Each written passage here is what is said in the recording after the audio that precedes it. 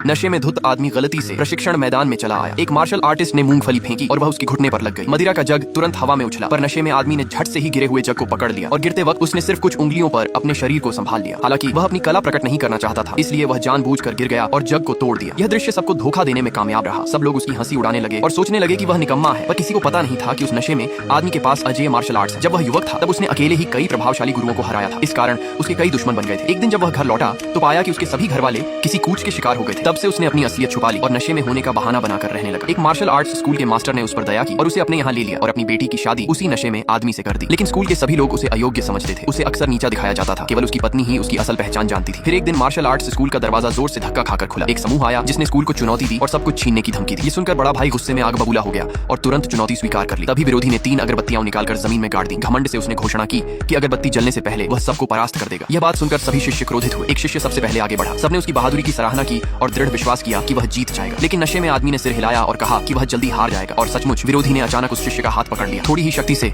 वह शिष्य को अखाड़े से बाहर फेंक दिया। सभी शिष्य अत्यंत आश्चर्यचकित रह गए। सम्मान बहाल करने के लिए स्कूल का वरिष्ठ शिष्य निर्णय करता है कि वह सामने जाएगा। बाहरी अखाड़े में फिर विजयी जय जयकार गूंजी। प्रारंभ में दोनों बराबरी से लड़े, पर शीघ्र ही विरोधी ने वरिष्ठ शिष्य की कमजोरी पकड़ ली। उसने तुरंत वरिष्ठ शिष्य की बांह पकड़ ली ताकि वह हमला न कर सके। दर्द से वरिष्ठ शिष्य कराह उठा। ठीक उसी समय जब विरोधी अंतिम वार करने ही वाला था, नशे में आदमी की पत्नी अचानक अपने भाई को बचाने के लिए आगे आई। पर उसे पता था कि वह विरोधी से कभी नहीं जीत पाएगी, इसलिए वह जमीन पर घुटने टेक कर विरोधी से अपने भाई की जान दया करने की विनती करने लगी। पर विरोधी ने उससे कहा कि वह नशे में आदमी से तलाक दे दे और उससे शादी कर ले। औरत ने बिना किसी झिझक के उसे मना कर दिया। नशे में आदमी से संबंध तोड़वाने के लिए विरोधी ने नशे में आदमी की ओर मुक्का फेंका। औरत ने तुरंत उठकर अपने पति की मदद के लिए वार रोकने की कोशिश की। अपनी पत्नी को गंभीर रूप से घायल और जमीन पर पड़ा देख नशे में आदमी अब और अपनी ताकत छुपाना नहीं चाहता था। उसने कसम खाई कि वह विरोधी को भारी कीमत चुकाए।